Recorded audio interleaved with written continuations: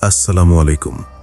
আপনারা শুনছেন লাশ ঘর, যেখানে মৃত্যু শুধু শেষ নয়, শুরুও। প্রতিটা লাশের পিছনে একটা করে গল্প থাকে।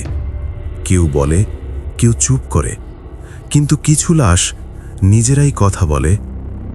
আজকের পর্ব 6 আপনাদের সাথে নিয়ে আসছি মর্গ নম্বর 13, সিরাজগঞ্জের ভুতুরে মর্গের সেই ভয়াবহ রাতের সত্য ঘটনা, যে রাতে একজন ডিউটি ডাক্তার লাশ পরীক্ষা করতে গিয়ে নিজেই হয়ে গেলেন মৃতদেহ নম্বর 7। কান খুলে শুনুন, কারণ আজকের গল্পে লাশ শুধু নড়েনি, হাসছিল। হ্যাঁ, আপনি ঠিকই শুনেছেন, হাসছিল। তৈরি আছেন? তাহলে শুরু করা যাক লাশ ঘর পর্ব 6। বছর হবে 2017-র কথা। সে সময় সিরাজগঞ্জ জেলা হাসপাতালের মর্গটা ছিল একদম পুরনো, সাদা রঙের, কিন্তু দেয়ালে কালো দাগ, ভেজা ছাদ আর এক অদ্ভুত গন্ধ, যেন ছাঁচের গন্ধ, মাড়ির গন্ধ আর কিছু একটা পচা মাংসের মিশ্রণ। ওই মর্গের নাম ছিল মর্গ নম্বর 13। কেউ জানে না কবে থেকে এই নামটা চলে এসেছে। পুরনো কর্মচারীরা বলতো এই মর্গে মোট 12টা লাশের শেলফ ছিল, কিন্তু 13 নম্বর শেলফটা ছিল বাড়তি, একটা লোহার দরজার পিছনে, যেখানে কারো ঢোকার অনুমতি ছিল না। লোকে বলতো সেটা অপেক্ষার ঘর। কার অপেক্ষা? উত্তর ছিল সবসময়ই একই, ওই যে ফেরত আসবে তার জন্য। ডাক্তার আরিফুল ইসলাম, তখন মাত্র 28 বছর, MBBS পাস, পোস্টিং পেয়েছেন সিরাজগঞ্জে। ঢাকা থেকে আসা ছেলে। ভাবতেন ভূতপ্রেত সব মানুষের মনের ভুল ধারণা। গবেষণা, বিজ্ঞান, লজিক, এগুলোই তার ধর্ম। প্রথম দিন মর্গে ঢুকেই তিনি দেখলেন মর্গের দরজায় একটা পুরনো লক, যার চাবি ঝুলছে এক হাড়ের মতো সাদা টিকটিকে রঙের দড়িতে। কর্মচারী রহিম মিয়া চাবিটা ধরে বললেন, ভাই সাহেব, এই চাবি মর্গে ঢুকলেই গলায় ঝুলিয়ে রাখবেন। এটা শুধু চাবি না, জান্নাতের চাবি। আরিফুল হেসে উড়িয়ে দিলেন, আজকালকার যুগে এসব? কিন্তু রহিম মিয়ার চোখে কোনো হাসি ছিল না। শুধু বললেন, ডাক্তার সাহেব, আমি এখানে 32 বছর আছি। আমি দেখেছি যারা এই চাবি গায়ে রাখে না তারা কখনো ফেরে না, অন্তত দেহ নিয়ে তো ফেরে না। প্রথম কয়েক সপ্তাহ ঠিকঠাক চলল। লাশ আসে, পোস্টমর্টেম করা হয়, রিপোর্ট লেখা হয়। আরিফুল নিজেকে সামলে নিয়েছিলেন। কিন্তু তারপর এলো সেই রাত, 13 জুলাই 2017। আজকে মর্গে লাশ আসেনি কোনো। বৃষ্টি নামছে ঝমঝম করে, হাসপাতালের বিদ্যুৎ চলে গেছে, জেনারেটর চালু হয়েছে, কিন্তু মর্গের আলো মাত্র একটা লাল বাল্ব, যেটা মাঝে মাঝে টিমটিম করে। আরিফুল ডিউটিতে। রহিম মিয়া বলে গেছে, আজকে শুক্রবার, রাত 12টার পর মর্গে একা থাকবেন না, চাবি গলায় রাখবেন। আর 13 নম্বর শেলফের দরজা যদি খোলা থাকে, কখনোই ভিতরে যাবেন না, কখনোই। আরিফুল চাবিটা পকেটে রাখলেন। বেলা 11:45। এক লাশ এলো, নদী থেকে উদ্ধার। এক মহিলা, বয়স মোটামুটি 35-37। শরীরে কোনো আঘাত নেই, কিন্তু চোখ দুটো খোলা, যেন কিছু দেখে মারা গেছেন। লাশটা মর্গে ঢুকানো হলো। নাম মিসেস ফারজান আক্তার। ছেলে আছে একটা, নাম তানভীর, মাত্র 9 বছর। সে হাসপাতালের বাইরে বসে আছে, কাঁদছে না, শুধু চোখ দুটো ফাঁকা। আরিফুল পোস্টমর্টেমের প্রস্তুতি নিলেন। লাশটা শেলফ নম্বর 7-এ রাখা হয়েছে। 13 নম্বর শেলফের দিকে একবার তাকালেন। দরজা বন্ধ, তালা লাগা, চাবি দুলছে দড়িতে। কিন্তু টিক টিক টিক, এই আওয়াজটা কোথা থেকে আসছে? আরিফুল ঘুরে দেখলেন 13 নম্বর শেলফের লোহার দরজা একটু খোলা, না পুরোপুরি খোলা না, মাত্র 1 ইঞ্চি। আর ভিতর থেকে কেউ হাঁপাচ্ছে। হা হা হা। যেন কেউ খুব গভীর ঘুম থেকে জাগতে চাইছে। আরিফুলের গা ছমছম করে উঠল। ভুল শুনেছি ভাবলেন তিনি।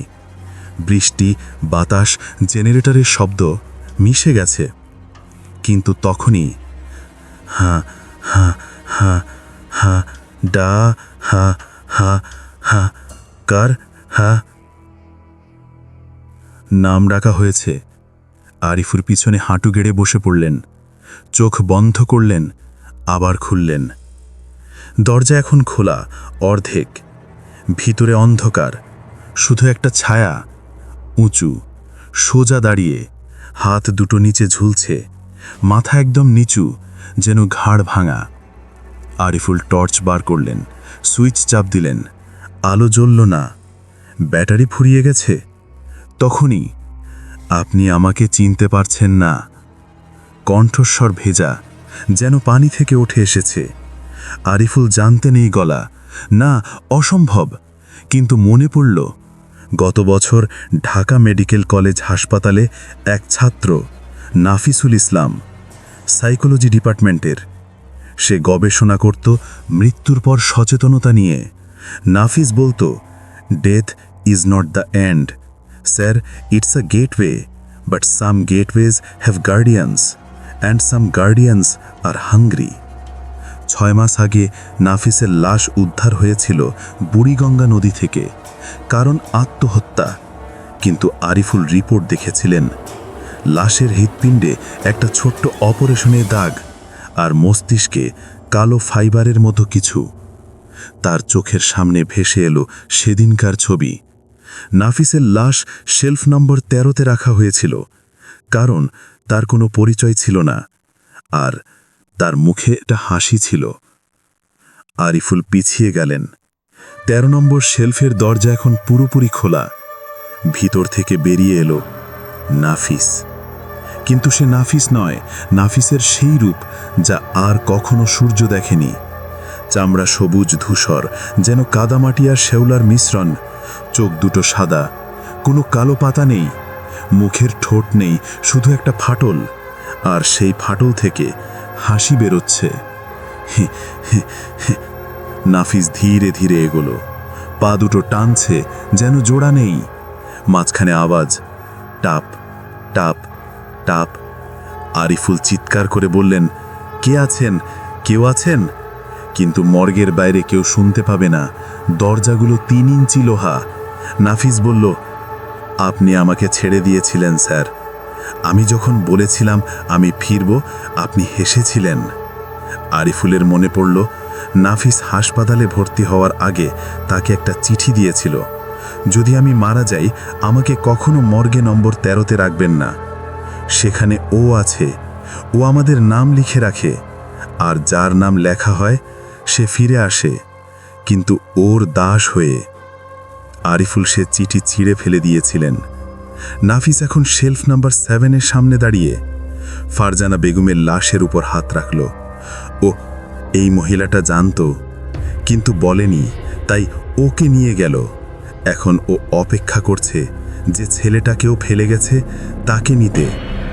আরিফুল বললেন, তুমি কে? তুমি নাফিস নও। নাফিস মাথা ঘুরালো, কড় কড় কড়।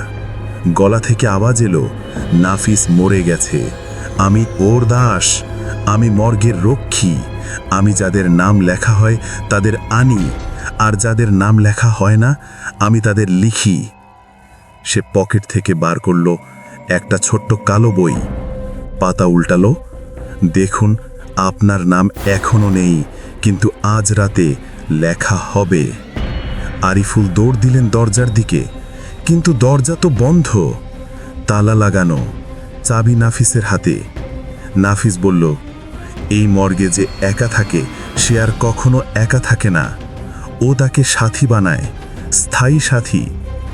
তখনই মা মা দরজার ফাঁক দিয়ে একটা ছোট্ট মুখ দেখা গেল। তানভীর, ফারজানা বেগমের ছেলে। সে কিভাবে মর্গে ঢুকল?